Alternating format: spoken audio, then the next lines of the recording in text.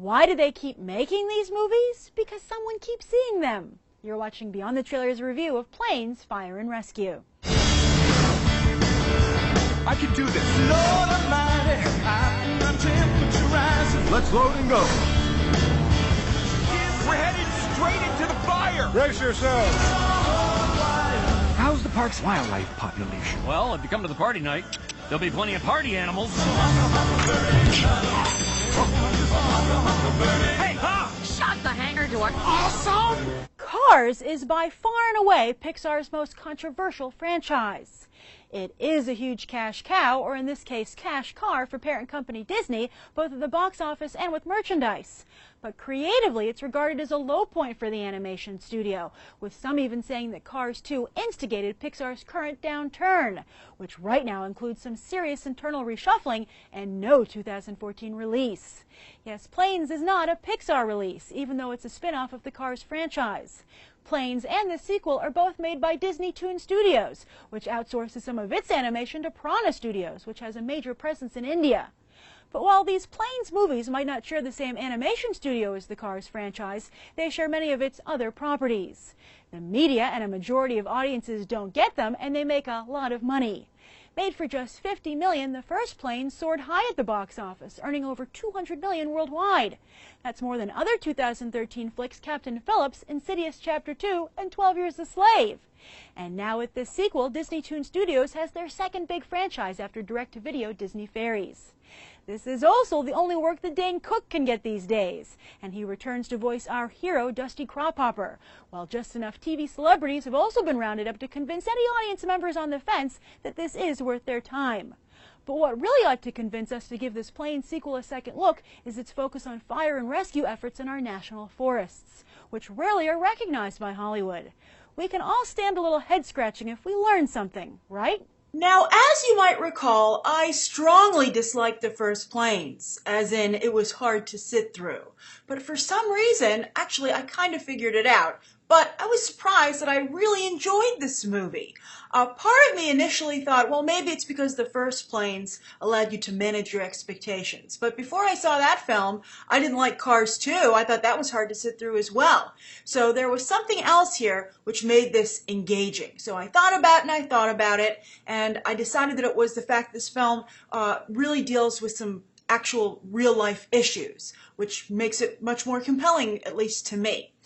Now, don't get me wrong, this is still a movie for little kids, but it's a movie for little kids that adults can definitely watch, and if you watch it with little kids, I think this can lead to some really interesting discussions. So what were the real-life issues this movie dealt with? Well, I won't give any spoilers, by the way, but one, I thought it was interesting to talk about how a medical issue can arise that requires you to change your life, as is what happens with Dusty. And I thought that was a great thing to address, because that happens to people at all ages.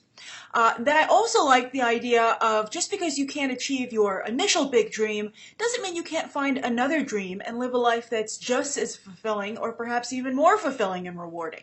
So I thought that was a nice message.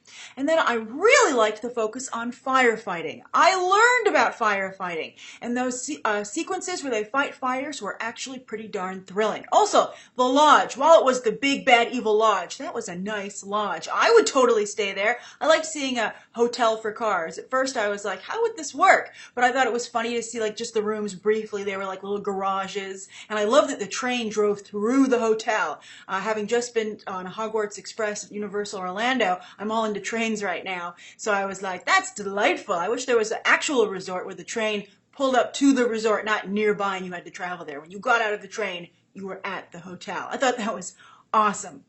So the firefighting sequences were really well done. And I also want to point out that in a summer full of comic book heroes, it's so nice to see real life heroes spotlighted. I thought that was really nice, and I think that's a great message for anybody of all ages to point out that there are heroes that exist, and they don't get a lot of attention. I had no idea, for instance, there are so many fires each year in the forest. They even address that in the movie. Briefly, I mean, they never go really in-depth into anything here. This is very much a children's book about firefighting, but I didn't know anything, so it was a good start.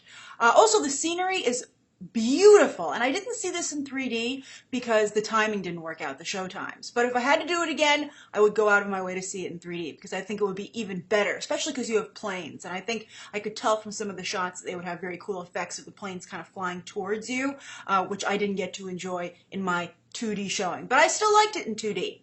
So if you have kids or you know any kids, as people said in the last time I said that, don't volunteer to take kids that you don't know to go see the movies. You can see it by yourself. There's no shame in that. I went, with just adults. We didn't have any kids in our party, and very little kids might have some trouble focusing. I think you know your kids best, but this movie's a little talky, especially in the beginning. And in the theater I was in, there were a lot of children, and they had a hard time, staying still during the non-action sequences. A lot of little kid conversations going on all around you, but in a kids movie you expect that.